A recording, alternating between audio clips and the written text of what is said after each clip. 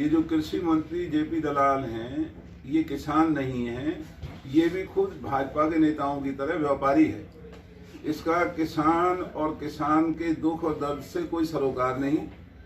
ये कृषि मंत्री पूरे हरियाणा को लूटने के लिए साजिश के तहत ये मजबूर कर रहा है और झूठे बयान दे करके लोगों को गुमराह करने का काम कर रहा है। अभी हाल ही में कृष्णपाल गुर्जर ने बयान दिया कि पेट्रोल और डीजल की जो कीमतें हैं वो सरकार के हाथ में नहीं है, उनके लिए अलग से अथॉरिटी बना दी गई है। अब सरकार का कोई दबाव नहीं है। अंतर्राष्ट्रीय बाजार में जो कीमतें हैं कच्चे तेल की, उसके हिसाब से दाम बढ़ रहे हैं, क्या कहेंगे? ये गुमराह करने वाली बात है। जो डीजल और पेट्रोल के दाम हैं वो अंतर्राष्ट्रीय मार्केट में तो घट रहे हैं। यहाँ वैट लगा करके और टैक्स लगा करके जानबूझ करके जबरन जो ये डीजल और पेट्रोल के दामों को बढ़ाया जा रहा है। तो ये कृष्णपाल जी का बिल्कुल गुमराह करने वाला बयान है और उन्हें शोभा नहीं देता कि एक जिम्मेवार पद पर बैठ करके इस तरह की एक गलत और झूठी बात कहें। दलाल साहब, कृषि मंत्री जेपी दलाल ने पिछले दिनों कहा था कि मैं 300 एकड़ जमीन बोता हूं और हर साल 3 करोड़ से ऊपर की मेरी आमदनी है, मैं एक किसान हूं, और आप कह रहे हो व्यापारी है। मैं इसलिए कह रहा हूं कि मैं निजी तौर पर हरियाणा की राजनीति में इस इलाके की मेहरबानी से 30 साल में सबको अच्छी तरह से जानता हूं। और जेपी दलाल जी एक किसी सरकारी महकमे में मामूली से जेई थे, वो किसान तो कभी नहीं रहे। वो एक जेई थे और जेई के पद से इस्तीफा देकर के 300 एकड़ जमीन एकदम इनके पास कहां से आ गई, वो बताएं। तो इसलिए वो किसी और की जमीन को हड़पने की कोशिश कर रहे हो तो मुझे पता नहीं, लेकिन जेपी दलाल एक मामूली सा जेई था। उनका किसान और किसान की किसानी से कोई लेना देना नहीं है। और यही वजह है कि आज कृषि विभाग में जो ये लूट मची हुई है उसका सबसे बड़ा कारण यही है कि प्रदेश का मुख्यमंत्री और कृषि मंत्री, इनका किसानों से कोई लेना देना नहीं, कोई सरोकार नहीं। लोगों को लुटवा रहे हैं, लोग लुटने को मजबूर हैं, उनकी किसान की खेती बर्बाद हो रही है। और माफी मांगने के बजाय एचएयू का नाम लेकर के ये और कहा जा रहा है कि हमने एचएयू से विचार विमर्श किया है और वो ये कहते हैं कि एक कट्टे को 3 एकड़ में डालें, जबकि 1 एकड़ में 1 कट्टा तो डालें तो जो हमारे जो किसान भाई एचएयू से ज्यादा जानते हैं। तो ये बहुत बड़ा अन्याय है, अनीति है। अगर जेपी दलाल में जरा भी लिहाज है तो अपने पद से इस्तीफा दे देना चाहिए। जेपी दलाल में अगर कोई लिहाज है तो अपने पद से इस्तीफा देना चाहिए। ये कांग्रेस की सरकार बनी तो क्या जेपी दलाल की जो 300 एकड़ भूमि की बात हो रही है, आप कह रहे हैं कि दूसरी जमीन को हड़पने का काम वो कर रहे हैं, तो क्या इसकी जांच बिठाएगी आपकी सरकार? नहीं, मैं इस बात पर कह रहा हूँ जो अभी डागर साहब ने कहा कि वो ये कहते हैं तो वो गलत कहते हैं, क्योंकि ये तो जेई थे, सरकारी विभाग में जेई की नौकरी करते थे। अब एक जेई 300 एकड़ का मालिक कहाँ से बन जाएगा? और जांच तो ये जो मोदी जी कहते थे ना खाऊंगा ना खाने दूंगा, तो इनको करनी चाहिए। ये अपने आप को बहुत बड़े ईमानदार कहते हैं बीजेपी वाले, ये क्यों नहीं जांच करते? अब रहा सवाल कांग्रेस की सरकार जब बनेगी तो तीनों काले कानून वापस होंगे और जो बीजेपी के नेताओं ने भ्रष्टाचार मचा रखा है, जो अधिकारियों ने इस प्रदेश को में नंगा नाच किया हुआ है, आम शरीफ और गरीब आदमी का जीना हराम कर रखा है, इन सभी नेताओं का और अधिकारियों का हिसाब किया जाएगा और इनका इलाज भी ऐसा किया जाएगा जो आने वाले समय में हरियाणा के अंदर मिसाल बनेगी। स्वास्थ्य मंत्री अनिल विज का कहना है कि भूपेंद्र सिंह हुड्डा कांग्रेस में हाशिए पर है, एक किनारे है, इसलिए वो गलत बयानी करते हैं। जैसे मसलन डेंगू के ऊपर उन्हें हुड्डा ने बयान दिया था। अनिल विज मेरे साथ ही विधायक रहे हैं तकरीबन, वो भी मैं 5 दफ़ा रहा हूँ, 6 दफ़ा रहे हैं। बड़े दुर्भाग्य की बात है कि अब अनिल विज वाकई अपना मानसिक संतुलन खो चुके हैं। उनको किसी अस्पताल में भर्ती होने की ज़रूरत है और समय समय पर वो अस्पताल में भर्ती भी होते रहते हैं। उन्हें पहले अपना स्वास्थ्य ठीक करना चाहिए और स्वास्थ्य ठीक करने के बाद जो ये प्रदेश में होम डिपार्टमेंट जो होम मिनिस्टर बने हुए हैं और पुलिस और कानून व्यवस्था चौपट हुई पड़ी है, बलात्कार बढ़ रहे हैं, चोरियां, हत्याएं, डकैतियां बढ़ रही हैं, इनके ऊपर लगाम लगाएं तो अच्छा है। यहाँ दिखाई जा रही है और ब्लैक मार्केटिंग पूरे जोर पर इस वक्त हमारे पलवल जिला में, नूंह जिला में, फरीदाबाद जिला में जानबूझ करके बनाई गई। तो एक तो हमारी सरकार से ये मांग है कि सरकार ये बताए कि कितना डीएपी के कट्टे इन तीनों जिलों में आए हैं सरकार के रिकॉर्ड में, और वो अगर रिकॉर्ड में आए हैं तो वो कहाँ कहाँ किस किस तरीके से उनको बांटा गया। हमारे पास खबर ये है कि डीएपी को मार्केट में ज़्यादा दिया गया है और किसानों को बंटने का जो कोऑपरेटिव सोसाइटी और जो बैंकों के माध्यम से या जो उनके रेट से आती थी उसको जानबूझ करके मार्केट से गायब कर दिया गया है।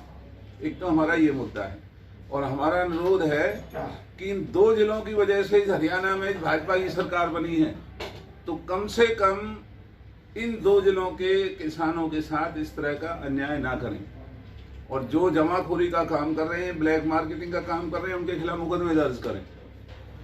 दूसरा, जो डेंगू का हमने पहले भी आपके सामने मुद्दा रखा था, आज डेंगू पैर पसार रहा है। डेंगू की बीमारी, सरकार की तरफ से कोई कदम नहीं उठाए जा रहे हैं। ना सरकारी अस्पतालों में दवाई है, ना डॉक्टर हैं, ना बेड हैं। प्राइवेट अस्पतालों से जिला प्रशासन मिला हुआ है, फरीदाबाद में भी, पलवल में भी। प्राइवेट अस्पतालों में इतनी बुरी तरह से आम आदमी की लुटाई हो रही है, सरकार मूक दर्शक बनी हुई है। और आज हालत ये है कि ना सरकार की तरफ से कोई जानकारी देने का काम चल रहा है, ना सरकार की तरफ से कोई सफाई व्यवस्था को कायम करने का काम चल रहा है। और पलवल के अस्पताल में जो प्लेटलेट की जो मशीन है, वो इतना कहने के बावजूद, पिछली दफा भी हमने इतराज उठाया था, आज भी उस मशीन का ऑपरेटर नहीं आया और लोगों को मजबूर होकर के प्राइवेट अस्पतालों में जाना पड़ता है। वहाँ किट उपलब्ध हैं, सरकारी अस्पताल में किट उपलब्ध नहीं है। और अस्पतालों को सरकार ने ये निर्देश दिए हुए हैं कि डेंगू के केसों को होते हुए भी नहीं दिखाना है।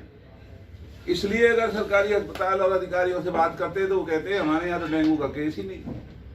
तो ऐसी निर्दयी और अत्याचारी सरकार इस हरियाणा में शायद ही कभी बनेगी, जो आम आदमी के लिए जो आज ये एक इतनी बड़ी परेशानी खड़ी हो रही है।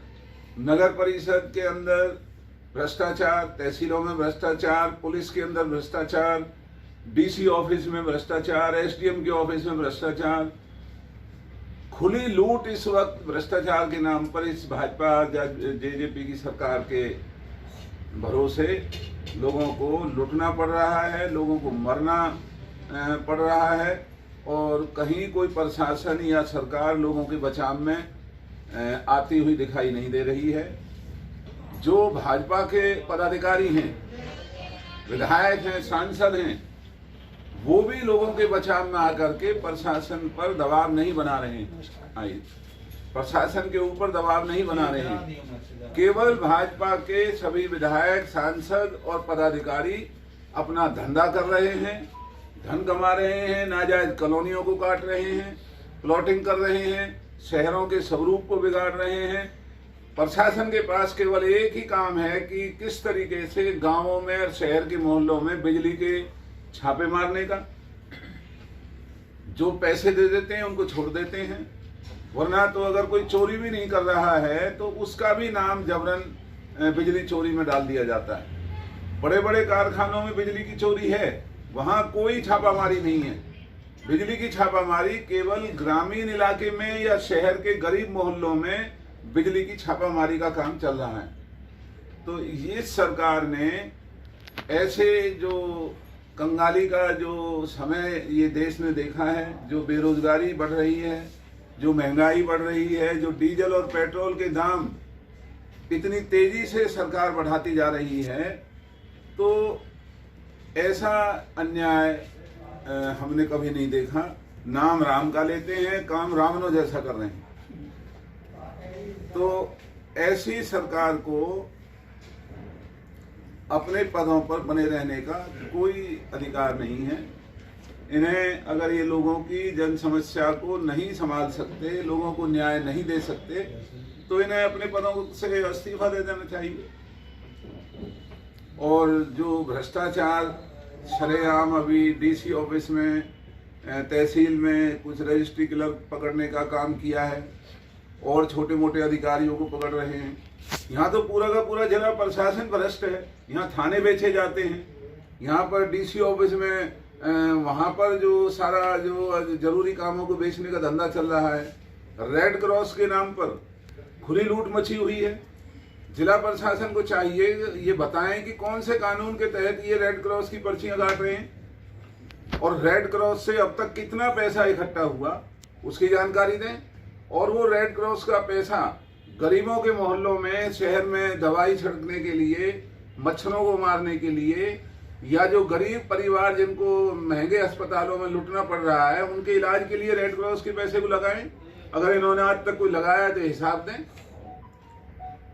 तो ये सारी बातें आज के लिए आप लोगों से निवेदन है कि प्रशासन और सरकार को आप लोग प्रजातंत्र का चौथा स्तंभ है, इनको सोई हुई नींद से जगाने का काम करें, लोगों को बचाने में, लोगों की सहूलियत बढ़ाने में, किसान और मजदूर की जो डीएपी के नाम पर लुटाई हो रही है, जो खाद उपलब्ध नहीं हो रहा, उन सब बातों को अपने अपने अखबारों में, मीडिया में इनको पूरा अच्छे स्तर पर जगह बना करके दें जिससे प्रशासन और सरकार पर कोई दबाव बने।